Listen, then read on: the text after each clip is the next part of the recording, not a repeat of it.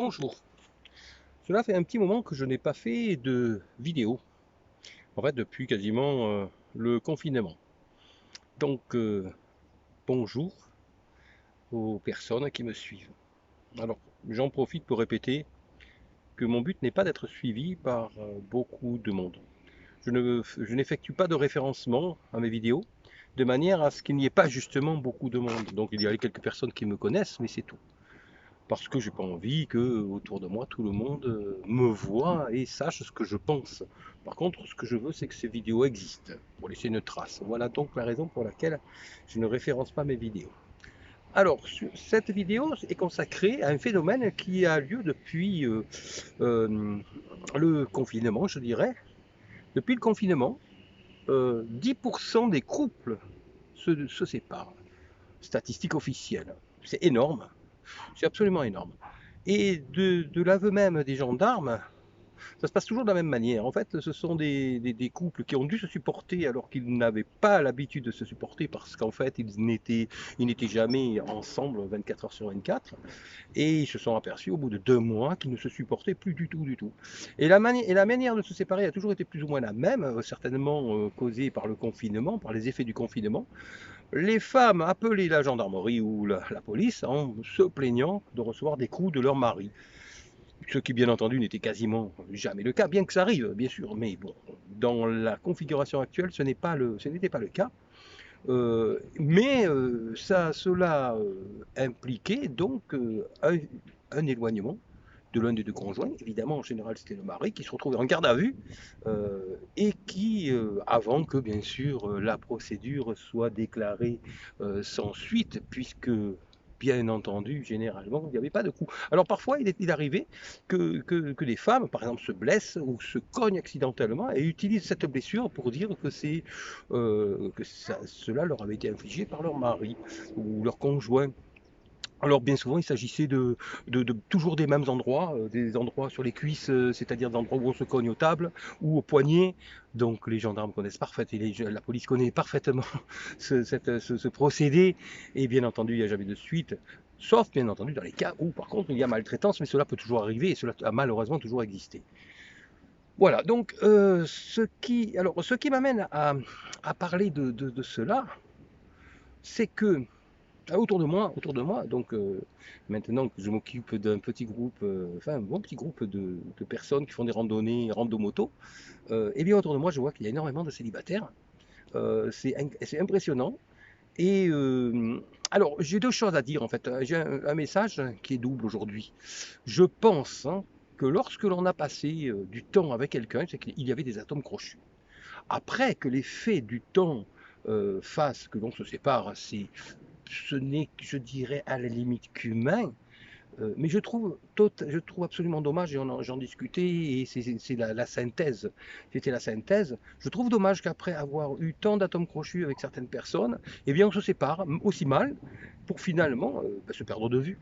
Euh, alors quand on se perd de vue, je me rappelle d'un ami qui me disait, il s'était séparé de sa femme il y avait longtemps, et sa femme est revenue vers lui 16 ans après. Et il m'a dit, je me rappelle de sa réflexion, il m'a dit, mais c'était plus la même femme. Il s'était fait une raison, et 5 ans après, globalement, presque tout le monde dit, 5 ans après, on se fait une raison. Et si l'on n'est pas resté bon ami avec cette personne, eh bien après c'est trop tard.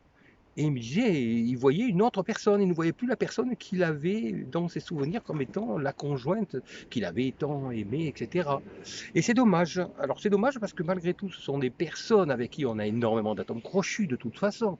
Et perdre ces personnes, se perdre de vue, perdre ces atomes crochus, est quelque chose, je trouve, d'infiniment triste. Alors pour les amis, là je suis la synthèse de discussions que j'ai eues avec des amis, pour ces amis qui sont dans cette situation-là, je leur dirais, faites un effort. Alors bien sûr, comme on dit toujours, pour s'entendre, il faut être deux. Pour se disputer, il suffit qu'il y en ait un. Il y en ait un qui ne veuille pas s'entendre, on peut rien faire.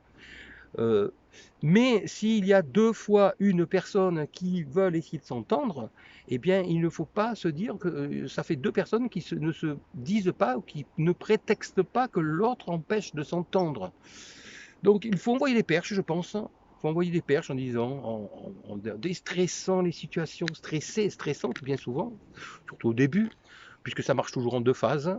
Première phase, gros stress, paroles parfois qui n'auraient pas forcément dû être prononcées, mais ça je pense qu'à la limite c'est toujours comme ça, plus ou moins.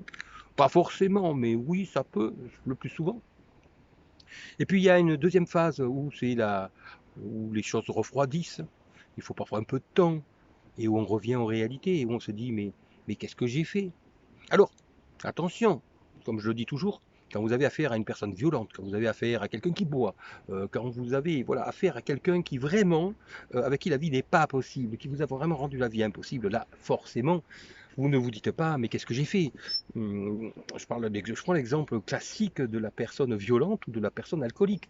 On ne peut pas vivre avec une personne violente hein, qui fait des coups, qui tabasse réellement, pas des accidents, pas des on dit. Non, la personne qui véritablement est violente perd ses nerfs et lève la main pour frapper. Euh, je prends des exemples, je prends d'autres exemples, des contre-exemples en quelque sorte. Vous avez des personnes qui, sous l'énervement, vont vous sauter dessus, vous allez le repousser, etc. C'est dangereux parce que vous pouvez très bien avoir quelqu'un qui va tomber, qui peut se fracasser le crâne. Donc attention, il faut être très prudent avec ça. Mais c'est pas la même démarche que la personne qui va lever la main pour cogner. Ça, c'est, voilà, là on parle de la personne violente. De la même manière que la personne qui boit, qui va être alcoolique et qui est dépendante de l'alcool, on ne peut pas vivre avec des personnes comme cela. Alors, mis à part ce genre d'exception-là, euh, mis à part ce genre d'exception-là, euh, quand il n'y a pas vraiment de vraies raisons réelles, il n'y a pas, il y a simplement concours de circonstances. Et là, il est dommage de perdre l'autre. Alors moi, j'aurais tendance à penser qu'il faut essayer d'être ami. Alors c'est vrai qu'autour de moi, on me dit, mais c'est pas possible, on peut pas rester ami avec quelqu'un avec qui il y a eu un clash. Je ne suis pas d'accord. Euh, Quelqu'un avec qui on a vécu, c'est quelqu'un qu'on apprécie. C'est quelqu'un avec qui, à la base, fondamentalement, il doit y avoir une amitié. C'est une amitié qui s'est transformée peut-être. Mais on est forcément ami avec quelqu'un avec qui on vit plusieurs années. Euh, et je pense que cela est stabilisant, que cela est à la limite rassurant de savoir que l'on peut compter sur cette personne comme un véritable ami. Et j'en viens là à la dernière étape. À la dernière étape, pourquoi? Eh bien parce que lorsque l'on avance dans l'âge, se pose la question de se dire sur qui est-ce que je vais pouvoir compter? Sur qui je peux compter si à 75 ans par exemple, si je me sens mal dans la nuit. Alors bien sûr on appelle le 15, oui mais on se retrouve à l'hôpital tout seul. Et c'est pas forcément ce qu'il y a de mieux. Et là est la grande réflexion. Alors, j'ai recommencé le café-théâtre des artistes, avec donc le café philo une fois par mois. La grande réflexion, elle est la suivante. En qui pouvons-nous avoir le plus confiance? Alors, généralement, on répond toujours, la réponse est toujours la même, la famille. La famille, oui, mais ça dépend qui. Les parents, oui, bien sûr. Les enfants, pas forcément. Et encore les parents, dans la logique, s'ils peuvent. Quand vous avez des parents qui ont plus de 80 ans, par exemple, vous n'allez pas les appeler à 3 heures du matin pour leur dire que vous êtes allé aux urgences. Les enfants, bien souvent, une fois qu'ils ont eu ce dont ils avaient besoin, plus ou moins, maintenant on arrive à une époque où les enfants se fichent un petit peu des parents. Donc c'est pas forcément sur les enfants que l'on peut le plus compter. Le conjoint, là se pose la question. Oui, tant qu'il n'y a pas de clash. Mais si, oui, mais on peut jamais savoir qu'un conjoint ne va pas péter les plombs, comme on dit, du jour au lendemain. Là, par exemple, il a eu un nombre incalculable pendant cette période du confinement. Mais il y en a également énormément, par exemple, à l'âge où la femme entre en ménopause. C'est très connu, la femme ayant son système hormonal qui se transforme, en prenant du poids, en ayant peur de ne plus plaire, va avoir sous très très très souvent toutes les conditions qui vont favoriser un clash, une rupture, une séparation. Alors pour peu qu'il y ait des tensions, pour peu qu'il s'agisse d'un vieux couple, eh bien ça va aboutir à une séparation quasiment obligatoirement. Euh, alors, le conjoint, oui, mais encore une fois, c'est entre gros guillemets. Et j'en suis venu à la conclusion en discutant là maintenant avec différents amis euh, avec qui nous formons un groupe petit à petit, un noyau de gens qui peuvent compter les uns sur les autres. Alors un noyau ce sont des personnes qui ont, on va dire, à partir de 50 ans. Des personnes qui ont compris que l'on ne peut pas forcément compter sur le conjoint, qui peut être un conjoint temporaire. C'est bien, mais ce n'est pas obligatoirement quelque chose de durable dans le temps. Et donc, il vaut mieux, par contre, pouvoir s'entourer d'un groupe d'amis, d'un noyau d'amis, de personnes qui vont avoir, on va dire, à partir de 50 ans, et qui auront conscience, par exemple en ce qui me concerne, un petit groupe de personnes qui font de la moto ensemble, qui font des week-ends ensemble en moto, sous prétexte de la moto, mais qui finalement vont aller voyager. Ensuite, la troisième étape, qui vont peut-être faire, comme on le prévoit, un voyage en Autriche ou plus par la suite au cercle polaire, donc un voyage de 10 000 km aller-retour. Et bien là, il faut être des personnes qui se connaissent bien. Mais ce sont des personnes qui ne vivent pas les uns sur les autres. On se voit une fois par semaine, on se voit, oui, on va dire une fois par semaine, parfois deux, parfois moins, mais on n'est pas les uns sur les autres. Par contre, chaque semaine, alors que chacun a son activité, son travail, eh bien, on va s'appeler, on va s'envoyer des messages, on est en contact permanent. Et ça, c'est quelque chose qui, à mon avis, est beaucoup plus durable dans le temps. Parce que dans les groupes, lorsqu'il n'y a pas d'activité, à un moment donné, il y a lassitude. Lorsqu'il y a trop d'activité, il y a des problèmes. Mais lorsqu'il y a une activité, comme dans certaines associations, sauf il y a une rigueur, alors qu'en ce qui concerne des groupes comme nous le formons, il n'y a aucune contrainte, il n'y a aucune rigueur, il n'y a aucune administration, il n'y a pas de présidence, il n'y a pas de président, il n'y a pas de chef. C'est une bande, moi ce que j'appelle une bande de potes. Une bande de bons potes qui petit à petit apprennent à compter les uns sur les autres. Et donc lorsqu'il y a une grande majorité maintenant, comme c'est le cas maintenant, de gens seuls, de gens célibataires, eh bien la plupart en sont arrivés à la conclusion que finalement on est très bien seul. On n'a pas forcément besoin d'avoir quelqu'un chez soi.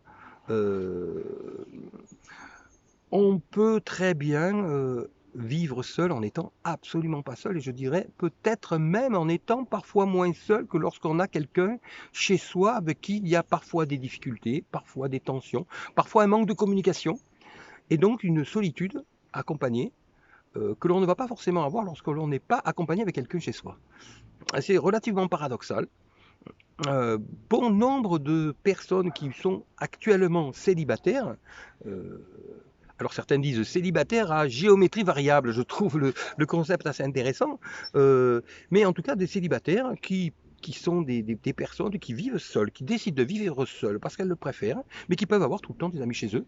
Je connais des personnes, ils ont tous les soirs des personnes qui viennent manger avec eux, qui vont dormir dans une chambre d'amis, ou avec qui il peut y avoir une intimité. Il y a parfois des personnes qui sont des amis intimes, mais chacun rentre chez soi. Eh bien, il n'y a pas lassitude, il n'y a pas obligation, il n'y a pas fermeture, il y a tranquillité. Celui qui a envie d'être seul chez lui, il est seul chez lui et il est tranquille. Et mais surtout, il y a cette tranquillité qui fait que l'on sait qu'en cas de difficulté, en cas de grosse difficulté, il y a un certain nombre de personnes sur qui on peut vraiment compter en ayant parlé, en ayant discuté. On ne va pas s'appeler pour un rien, mais globalement, le cas quasiment unique, ce sera le cas où quelqu'un se sent mal, fait un malaise, appelle les pompiers et a besoin d'être assisté, a besoin d'avoir quelqu'un à côté de lui. Et bien dans ce cas-là, il y a un noyau d'amis et on peut compter les uns sur les autres, beaucoup plus que le conjoint qui peut-être pètera les plombs dans une semaine, dans un mois ou dans un an. Parce que quand vous êtes avec une personne comme ça et que vous ne connaissez personne d'autre, comme c'est bien souvent le cas, ou quasiment personne d'autre, ou en tout cas pas des personnes de confiance, parce que vous pensez avoir quelqu'un de confiance à côté de vous et que ce n'est pas forcément le cas, eh bien le jour où vous avez un souci, si vous vous retrouvez seul, vous êtes vraiment seul. Voilà, cette réflexion pousse assez loin, elle est assez poussée, parce qu'elle fait la synthèse d'une réflexion qui débute à 50 ans et qui se termine, je dirais, avec des personnes de 75 ans. Euh, et que finalement elle bouscule pas mal d'a priori que l'on peut avoir, pas mal de préjugés. Tout au long de notre vie, on s'imagine parfois que la vie à deux, c'est ce qu'il y a de mieux, c'est ce qu'il y a de plus sûr, et finalement, on en vient à se rendre compte que c'est pas forcément le cas, et que dans tous les cas, il y a à la limite plusieurs manières d'envisager la vie à deux. Il y a également la vie à deux où chacun est chez lui, chacun a son logement, et où l'on se voit à la limite tous les jours, mais pas obligatoirement. C'est un cas de figure que je vois aussi relativement fréquemment, autour de moi, de plus en plus d'ailleurs. Et on arrive maintenant, mais avec cette période de confinement que nous avons eue, là en mars et en avril, mai, on en arrive de plus en plus maintenant à une évolution de cette vie à deux qui a été totalement remise en question pendant ce confinement, où les gens finalement se sont posés et se sont rendus compte pour la première fois qu'il y avait quelque chose qui n'allait pas, alors qu'ils n'auraient jamais remis en question ces choses-là parfois. Voilà, donc voilà, c'était cette petite vidéo concernant, cette réflexion concernant la vie à deux, la séparation, comment cela doit-il se passer. Et encore une fois, il n'y a pas de règle. Il y a un ressenti qui se forme à force de réflexion et de concertation avec des personnes qui ont beaucoup plus d'expérience que moi, parfois 20 ans d'expérience en plus par rapport à mon âge, 20-25 ans, et qui forcément vont avoir vécu toute cette période des 50-75 ans que j'entame à peine, et qui donc peuvent nous faire bénéficier de leur expérience, et c'est toujours bon à prendre. Dans tous les cas, leur conseil est toujours le même. Quand on peut rester ami avec un ex-conjoint, c'est beaucoup mieux. Mais bien entendu, là où est notre responsabilité, c'est la suivante. Si nous avions choisi quelqu'un qui était intelligent, ça se fait. Mais lorsque nous avions avec nous quelqu'un qui ne réfléchissait pas, qui ne veut pas, qui ne peut parfois pas réfléchir, quelqu'un malheureusement de bête, eh bien là on ne peut rien faire. Et bien là, on n'a plus qu'à dire, tant pis pour moi, je n'avais pas qu'à d'être accompagné, faire ma vie avec quelqu'un qui n'est pas capable de réfléchir à ces choses-là. Dans ce cas-là, eh bien, il n'y a plus qu'à se faire une raison et passer à autre chose. C'est dommage, mais en passant à autre chose, cela peut peut-être nous permettre, nous servir d'exemple et nous permettre de ne plus reproduire les mêmes erreurs. Je vous remercie. Si vous aimez cette vidéo, bien entendu, vous pouvez mettre un petit pouce, un petit like et vous abonner également à mes vidéos pour avoir les prochaines. Je pense que la rentrée arrivant, je vais en faire de nouvelles. Je vous remercie. À bientôt.